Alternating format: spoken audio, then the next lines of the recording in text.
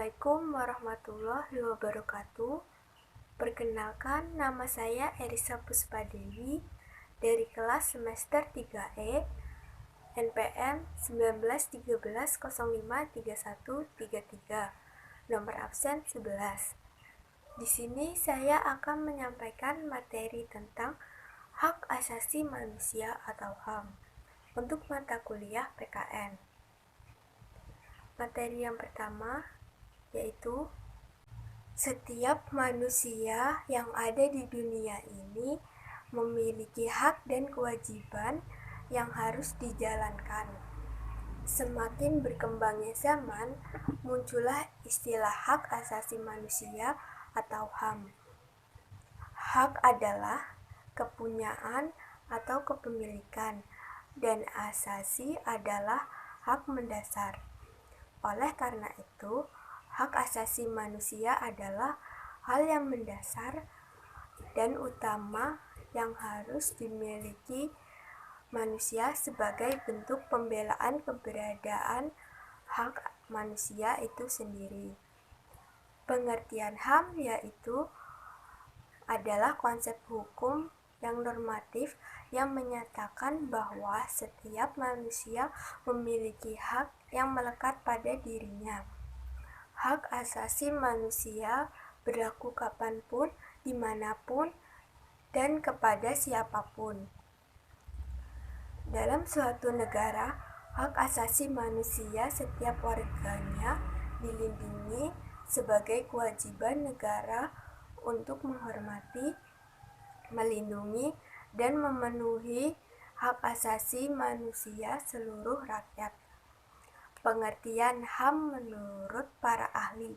Yang pertama ada dari John Locke, mengungkapkan bahwa HAM adalah hak yang langsung diberikan Tuhan kepada manusia sebagai hak yang dikodrati. Oleh sebab itu, tidak ada kekuasaan di dunia ini yang bisa mencabutnya. HAM memiliki sifat mendasar dan suci. Menurut Maryam Budiarjo, HAM adalah hak yang dimiliki setiap orang sejak lahir di dunia. Hak itu sifatnya universal karena hak dimiliki tanpa adanya perbedaan, baik ras, gender, budaya, suku, dan agama. Yang selanjutnya yaitu ciri-ciri HAM. HAM memiliki beberapa ciri-ciri pokok yang mendefinisikan makna dari HAM itu sendiri. Yang pertama yaitu hakiki. HAM bersifat hakiki, artinya hak asasi manusia merupakan hak yang merupakan dimiliki manusia sejak lahir, bahkan ketika masih dalam kandungan.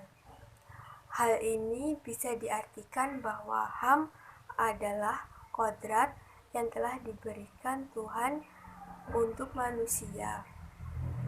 Yang kedua yaitu universal. Ciri-ciri HAM selanjutnya yaitu universal. Artinya keberadaan HAM berlaku secara menyeluruh bagi setiap manusia di setiap negara tanpa terkecuali. Hak asasi manusia tidak terbatas oleh tempat, ruang, dan waktu. Oleh sebab itu, dimanapun manusia, HAM harus dihormati dan dijunjung tinggi. Yang ketiga yaitu tetap. Bersifat tetap bermakna bahwa HAM akan terus ada dan melekat pada diri seorang manusia. Yang keempat yaitu utuh. Ciri pokok HAM selanjutnya adalah bersifat utuh. Hal ini bermakna bahwa hak asasi manusia tidak dapat dibagi antar sesama manusia. Semua orang memiliki hak yang utuh seperti hak hidup, hak sipil, hak pendidikan, hak politik, dan hak-hak yang lain. Yang selanjutnya yaitu ada contoh HAM. Yang pertama itu hak asasi pribadi atau personal human right. Contohnya yaitu hak kebebasan mengemukakan pendapat, hak kebebasan dalam berorganisasi, dan hak dalam menjalankan dan memeluk agama. Yang kedua itu ada hak asasi politik atau political right. Hak asasi politik adalah hak yang dimiliki seseorang dalam lingkup politik. Contohnya itu ada hak memilih dalam pemilihan, misalnya pemilihan presiden, hak mendirikan partai politik, hak dipilih dalam pemilihan, misalnya pemilihan ketua RT, dan masih banyak lagi. Yang ketiga itu ada hak asasi peradilan atau procedural right, merupakan hak untuk memiliki perlakuan yang sama dalam acara pengadilan. Contohnya itu ada menolak digeledah tanpa surat penggeledahan. Yang kedua, hak untuk mendapatkan hal yang sama dalam berlangsungnya proses hukum, baik itu dalam proses penggeledahan, penangkapan, dan penahanan, mendapatkan pembelaan dalam hukum, memperoleh kepastian hukum, dan mendapatkan perlakuan adil dalam hukum. Yang keempat itu ada hak asasi sosial budaya.